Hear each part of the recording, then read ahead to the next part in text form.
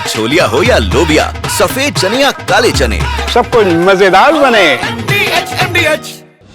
Bharatiya Janata party और आतंकवादियों में कोई अंतर नहीं है। भारतीय जनता पार्टी के लोग भी धर्म और जाति पूछ करके हमला करते हैं। उत्तर प्रदेश में कांवड़ यात्रा को लेकर जारी विवाद थमने का नाम नहीं ले रहा।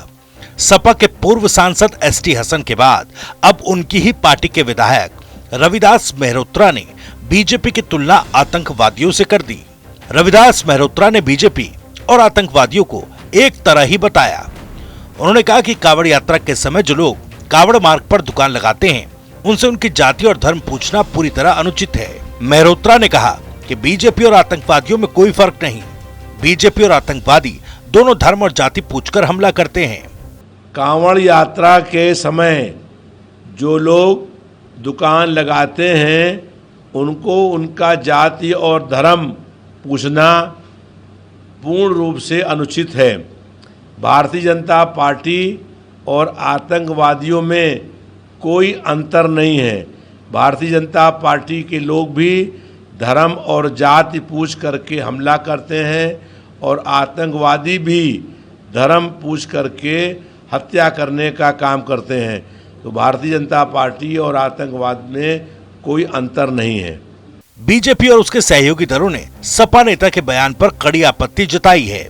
बीजेपी नेताओं का कहना है कि मेहरोत्रा का बयान समाजवादी पार्टी के प्रमुख अखिलेश यादव के इशारे पर आया है।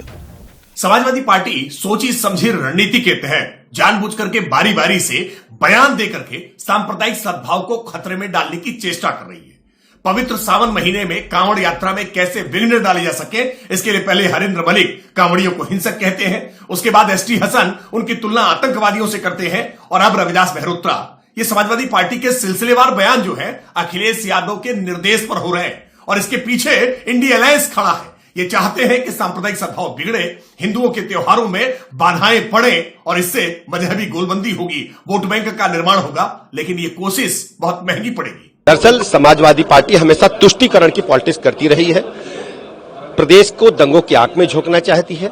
हर स्थिति में कानून व्यवस्था को मेंटेन करेंगे और समाजवादी पार्टी के लोगों का जो पुराना सगल है कि कांवड़ यात्रा को लेकर के तरह तरह के बयान देना, हम आपसे पूछना चाहते हैं, हर क्रेता का यह अधिकार है कि वो जाने और समझे कि किससे खाने योग्य सामान खरीद रहा है और ये नियम भी है। ये यदि वो लिख रहे हैं या लिखने के लिए कहा था, इसमें दिक्कत क्या है उनको? समाजवादी पार्टी के लोग ये कितनी बार इस बात को कहा जाए, पूरा देश जानता है, प्रदेश जानता है, देश का बच्चा बच्चा जानता है कि किसकी मानसिकता आतंकवादी है।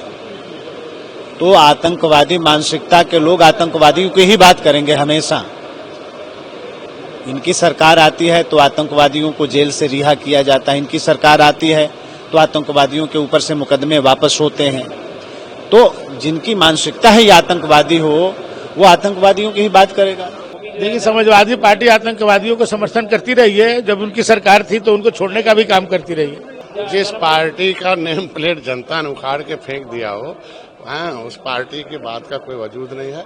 आज के दिन में जनता के हित के लिए हमारी सरकार जो भी फैसला लेती है, इसलिए जनता हमारे साथ है। आतंकवाद के खिलाफ माननीय प्रधानमंत्री, माननीय गृह मंत्री जीरो टॉलरेंस की नीति बना के रखी है और आप देख रहे होंगे कि आतंकवाद की लगभग कमर टूट गई है, अपनी अंतिम सांसें वामपंथी नक्सलाइस्ट भी और कश्मीर का भी ले रहा है।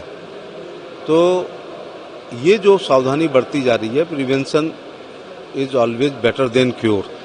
तो कांवड़ यात्रा में जो सावधानी बरती जा रही है वो कांवड़ यात्रियों के हित में और जनहित में कोई बड़ी घटना ना हो जाए, वो उत्तर प्रदेश की सरकार ले रही है। इस विवाद की शुरुआत तब हुई थी जब कुछ दिन पहले हिंदू संगठनों के सदस्यों पर कांवड़ यात्रा मार्ग पर होटल ढाबा संचालकों की कथित तौर पर धार्मिक पहचान के लिए पैंट उतरवाने का आरोप लगा था, जिसके बाद समाजवादी पार्टी के पूर्व सांसद एसटी हसन ने बुधवार को इस घटना को आतंकवाद का एक रूप बताया था।